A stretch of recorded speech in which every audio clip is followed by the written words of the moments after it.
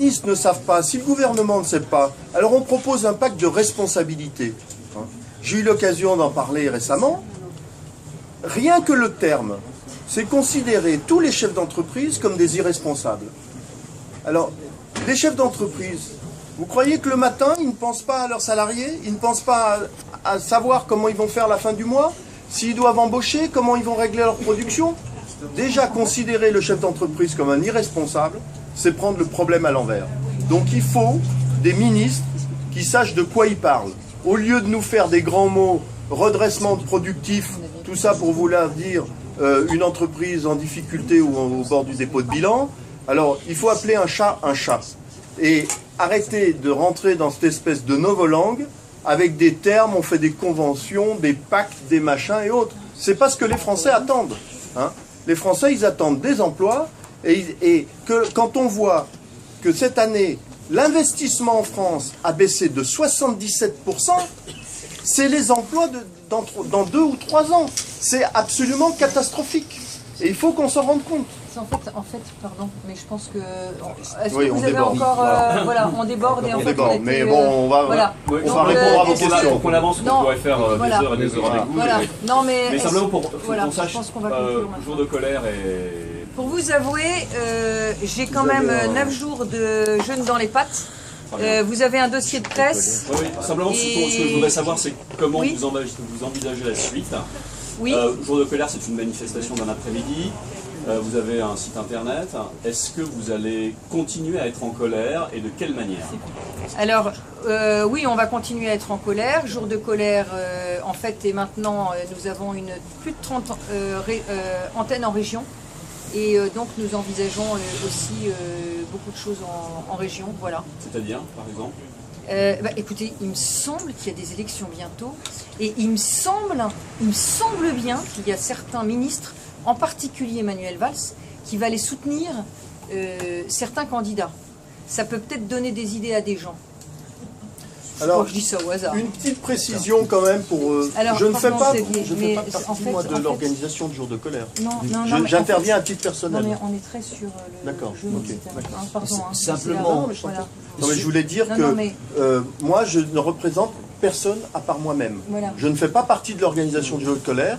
On a eu la gentillesse de me donner la parole. J'ai pris la parole à jour de colère devant 120 000 personnes. Voilà.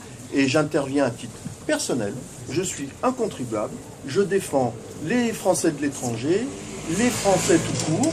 Et je m'exprime en mon nom. Je ne fais partie d'aucun parti politique, d'aucune organisation syndicale.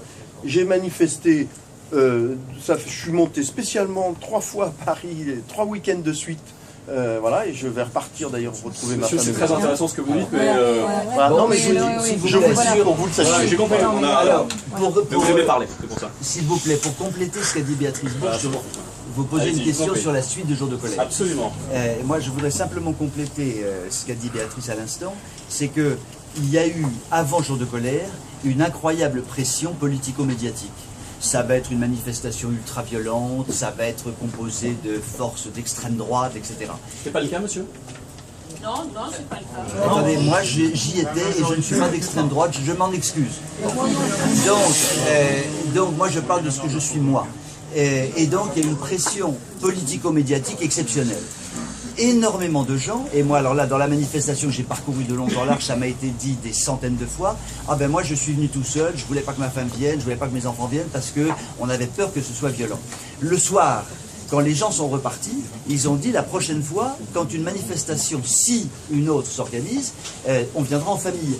Donc je pense que, je ne sais pas si Jour de colère va organiser une prochaine manifestation, mais s'il y en a une, je pense qu'on peut prévenir tout de suite le ministre de l'Intérieur qu'il n'y aura pas 120 000 personnes. On sera probablement à 3, 4, 5 fois plus.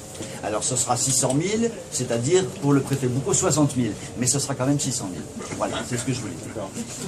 Moi ce qui me frappe, mais c'est plutôt une remarque, mais vous parlez au nom du peuple souvent, mais vous ne représentez pas le peuple.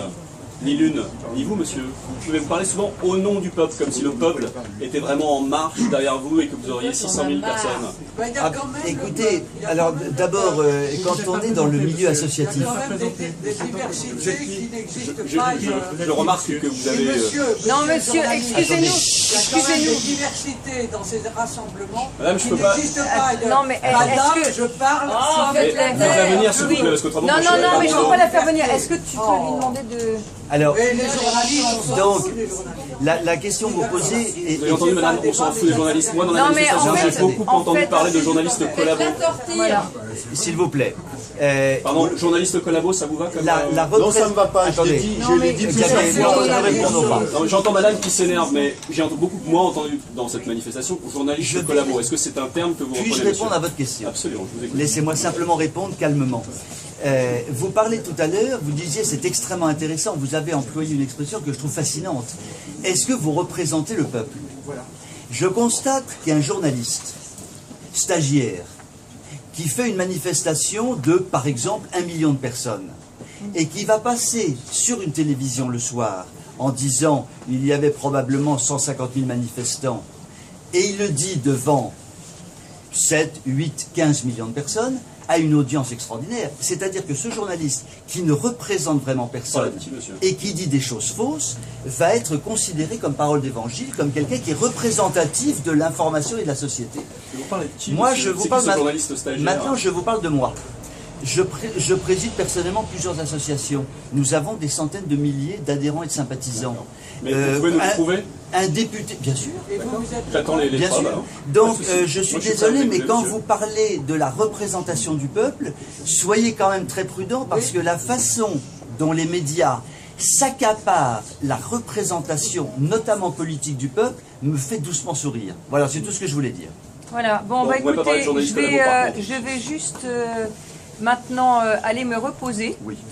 Je pense, avec Josiane, je pense l'avoir bien mérité. Je voudrais juste dire que ce qui me pousse, c'est un amour profond de mon pays, c'est un amour profond de la France, que il y a quelques années de cela, faire un sacrifice pour la France ne paraissait pas exceptionnel.